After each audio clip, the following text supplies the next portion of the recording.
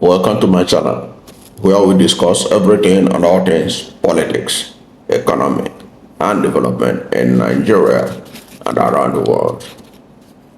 The Pan-Yoruba socio-cultural organization, Afenifere, has declared that detained IPOB leader Nnamdi Kanu is a political prisoner and that he should be freed immediately.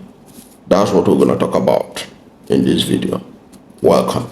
And if you are new to my channel and you have not yet subscribed to my channel, please subscribe to my channel. Hit the subscription button, hit the notification bell. When you subscribe to my channel and hit the notification bell, anytime I have a new video, you'll be among the first to know. God bless you. The Apex Yoruba socio-cultural group, Afenifere, has urged President Bola Ahmed Tinubu to release Mazi Nnamdi Kanu, the detained leader of the Indigenous People of Biafra, describing him as a political prisoner.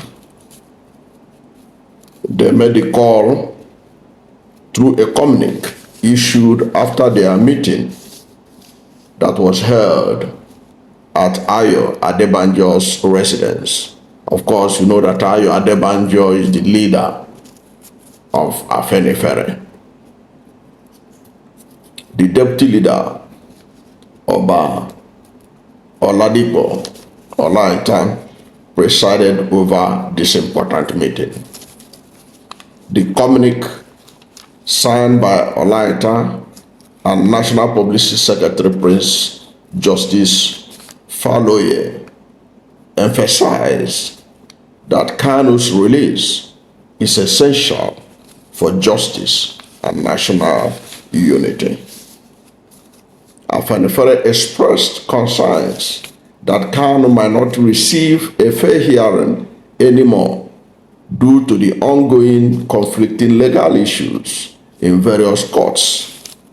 Furthermore, Afenifere labeled Kanu a political detainee and argued that there is no valid reason for his prolonged detention without trial.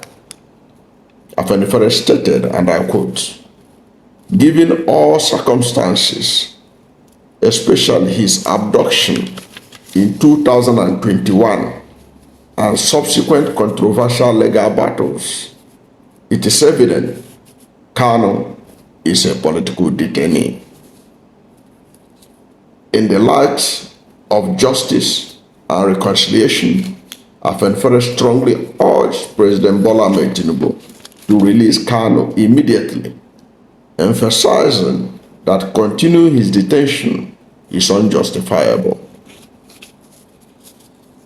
Additionally, the meeting confirmed the appointment of Dele Farotimi, the human rights lawyer that had been in legal tango recently with Afebabalola, as Afenifere's new national organizing secretary, and address other national issues which has to do with insecurity, demanding for state police and all that. Those are some of the issues that Afenifere addressed in their general meeting. But the one that caught my attention was their decision to conclude that Nnamdi Kanu is a political prisoner.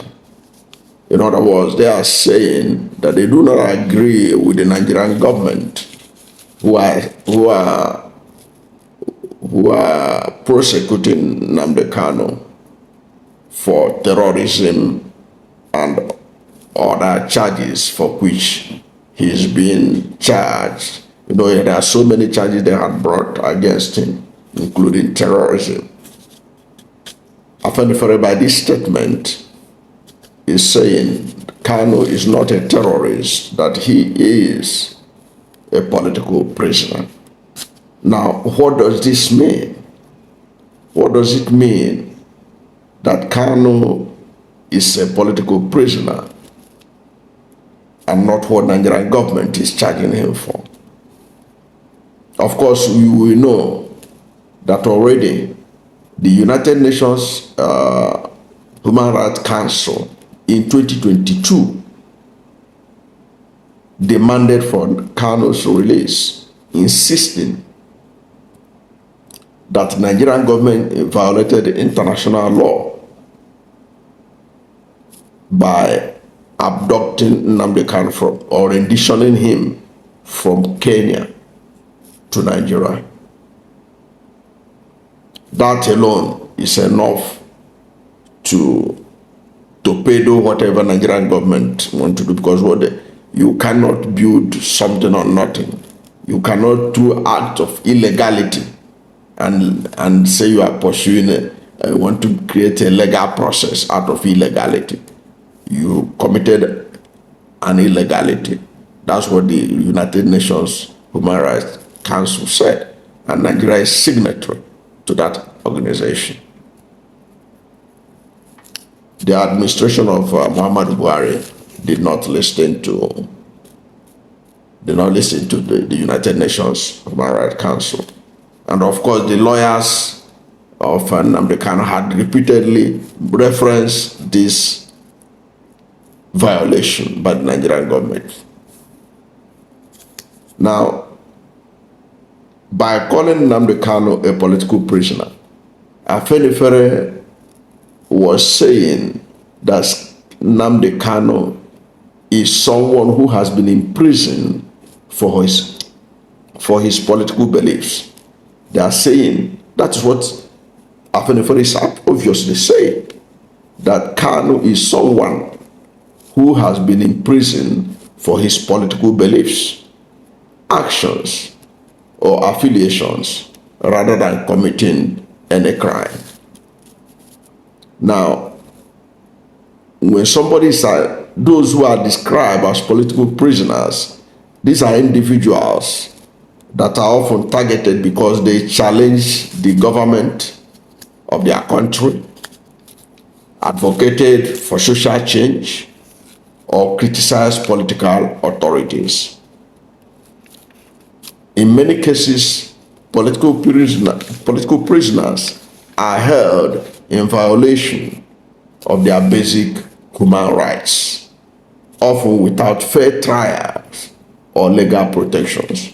Now, if you listen to the lawyers of Nnamdi Kanu, you listen to Nnamdi Kanu himself when he appears in court, they keep on emphasizing that they are not getting fair trial from the Nigerian government, that they are not getting adequate legal protection. Now, what I'm saying is that what the lawyers of Nnamdi Kanu are saying, what Nnamdi Kanu is saying, and what a lot of people are also observing, is in tandem with what the Afenifere had just said by saying that he is a prisoner of conscience, if you like, political prisoner. And you can't be a political prisoner unless you are facing some of these challenges that I just listed. So that is what Afenifere is saying, that Nnamdi Kanu is somebody that is facing violation of his fundamental human rights, is suffering from unfair trial and legal protection.